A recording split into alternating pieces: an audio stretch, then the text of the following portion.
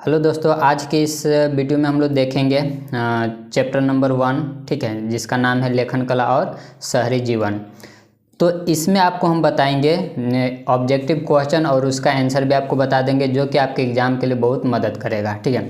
इसी तरह से आपको जितने भी इतिहास का चैप्टर है वो सब आपको चैप्टर बाय चैप्टर ऑब्जेक्टिव और अगर आप कहते हैं सब्जेक्टिव के लिए तो उसका भी आपको हम क्वेश्चन आंसर करवा देंगे, ठीक है।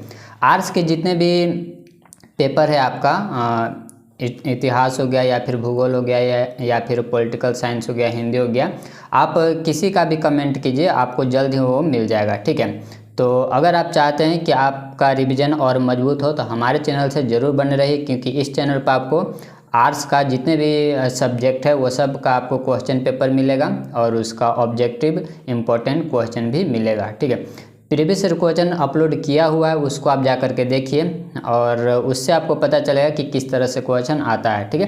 तो चलिए स्टार्ट करते हैं। तो देखिए यहाँ पर कुछ इंपॉर्टेंट पॉइंट लिखा हुआ है, हम चाहेंगे कि आप इसको या तो लिख लीजिए या फिर स्क्रीनशॉट ले लीजिए, ठीक है। ये कुछ इंपॉर्टेंट पॉइंट है, इसको हम आपको यहाँ पर दिखा रहे हैं, ठीक है, जिसका आपको यहाँ पर लिखा हुआ है। पहला जो इंपॉर्टेंट पॉइंट है पढ़ देते हैं। पहले लिखा हुआ है लगभग 5 वर्ष पूर्व शहरी जीवन का प्रारंभ मेसोपोटामिया में हुआ, ठीक है। तो इसी तरह से सेकंड पॉइंट है, तो हम इसको पढ़ेंगे तो बहुत ज़्यादा टाइम लग जाएगा, इसीलिए आप इसका स्क्रीनशॉट ले लीजिए और चलते हैं क्वेश्चन आंसर की तरफ, ठीक है। तो ये सब इंपॉर्टेंट पॉइंट है जो आपका चैप्टर 1 से है, ठीक है। तो इसको आप अच्छे से लिख लीजिएगा, नोट कर लीजिएगा, क्योंकि ये आपके पूरे चैप्टर का मोस्ट इम्पॉर्टेंट पॉइंट है और इसी से लगभग क्वेश्चन आपसे पूछा जाता है, ठीक है। तो इसको आप अच्छे से अगर पढ़ लेते हैं तो अभी आपको जो ऑब्जेक्टिव क्वेश्चन दिखाएंगे वो अधिकतर आपसे बन जाएगा, ठीक है। तो इसीलिए आप ये सब पॉइंट को क्या कर लीजिए, नोट कर लीजिए, ठीक है। और इसी तरह से बाकी सब्जेक्ट का भी आपको मिल जाएगा और अगर आप कमेंट करते हैं तो बहुत जल्द मिल जाएगा, ठीक है। तो इसी तरह से आप हमारे चैनल पर बने रहिए, क्योंकि इस चैनल पर आपको प्रीवियस क्वेश्चन पेपर से लेकर के इंपॉर्टेंट पॉइंट वगैरह, ऑब्जेक्टिव क्वेश्चन वगैरह सब चीज़ मिलेगा, ठीक है। तो देख लीजिए कुछ पॉइंट है और चलते हम लोग अब क्वेश्चन की तरफ। तो यहाँ पर हम लोग देखेंगे टोटल 40 क्वेश्चन। तो देखिए क्वेश्चन नंबर पहला है, देखिए तो इसमें लिखा हुआ मेसोपोटामिया की पहली ज्ञात भाषा क्या थी, ठीक है। तो ऑप्शन नंबर इसका जो सही हो जाएगा वो ऑप्शन नंबर ए इसका करेक्ट हो जाएगा, ठीक है।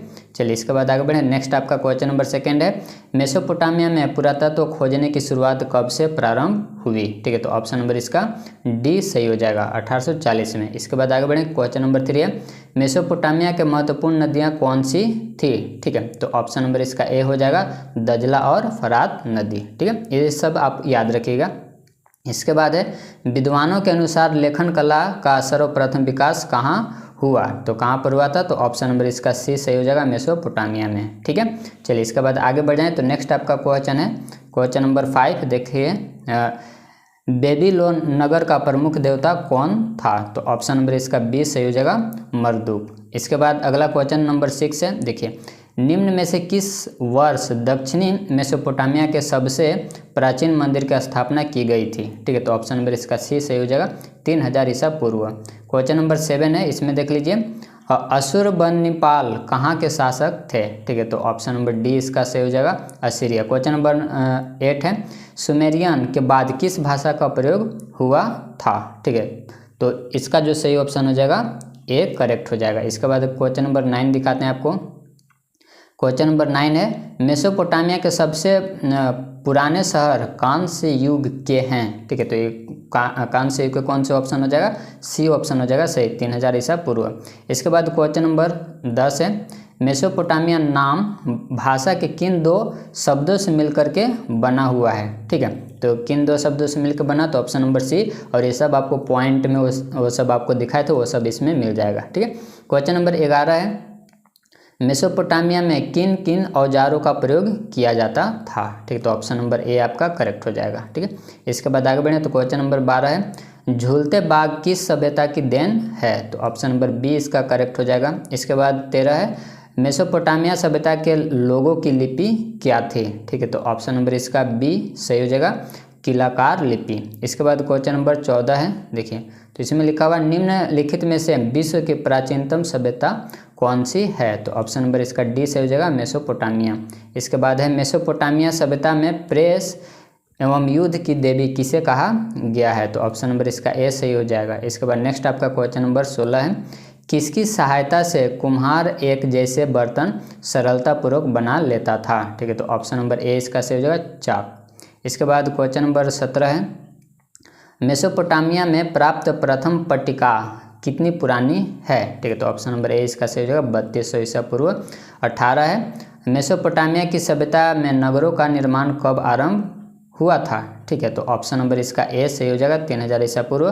क्वेश्चन नंबर 19 आपको दिखाते हैं, व्यापार के लिए विश्व मार्ग के रूप में किसको प्रधानता मिली? तो ऑप्शन नंबर सी सही हो जाएगा, फरात नदी को।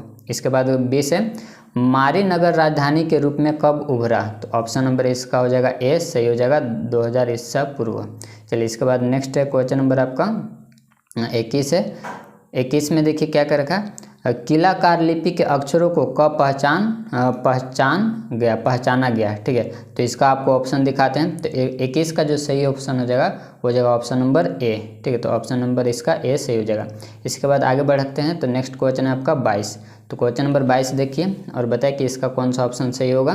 देखिए क्वेश्चन नंबर 22 का जो सही ऑप्शन हो जाएगा वो हो जाएगा ऑप्शन नंबर सी। ठीक है, तो ऑप्शन नंबर इसका सी हो जाएगा। लिखा हुआ क्वेश्चन, दक्षिण मेसोपोटामिया के सबसे प्राचीनतम मंदिर की सभ्यता कब की गई थी? तो 5000 ईसा पूर्व। ठीक है, इसके बाद आगे बढ़ें तो नेक्स्ट क्वेश्चन आपका है 23। तो क्वेश्चन नंबर 23 में देखिए, मेसोपोटामिया में किस चीज़ की कमी थी? तो ऑप्शन नंबर डी इसका करेक्ट हो जाएगा। 24 है, मेसोपोटामिया के लोग किस चीज़ पर लिखा करते थे? ठीक है, तो किस चीज़ पर लिखा करते थे? तो ऑप्शन नंबर इसका डी से हो जाएगा, पत्थर पर।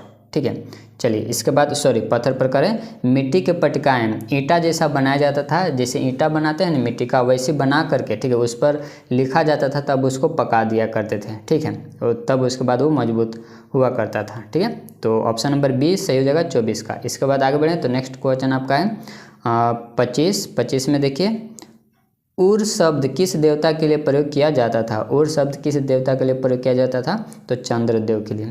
मेसोपोटामिया के भौगोलिक दृष्टि से कौन सा भाग रेगिस्तान से घिरा हुआ था? ठीक है, तो ऑप्शन नंबर बी इसका करेक्ट हो जाएगा, दक्षिणी भाग। ठीक है, और आप कमेंट करके बताइएगा कि अभी फ़िलहाल मेसोपोटामिया किस देश का भाग है। ठीक है, आप ये कमेंट करके जरूर बताना, नहीं मिलेगा तो आप कमेंट कीजिएगा, हम आपको बता देंगे। चलिए इसके बाद आगे बढ़ें तो नेक्स्ट आपका क्वेश्चन है 26 तो हो गया। इसके बाद आपका है 27 में देखिए, मेसोपोटामिया के लोगों ने एक वर्ष को कितने महीने में बांट रखा था? ठीक है, तो ऑप्शन नंबर सी सही हो जाएगा, 12। इसके बाद मेसोपोटामिया के उत्तर में किस तरह के घास के मैदान पाए जाते हैं? तो ऑप्शन नंबर डी इसका सही हो जाएगा, स्टेपी घास। ठीक है, इसके बाद अगला क्वेश्चन आपका है नेक्स्ट आपका है 29 है, जिगुरत का संबंध किस सभ्यता से था? ठीक है, तो ऑप्शन नंबर ए से हो जाएगा, मेसोपोटामिया।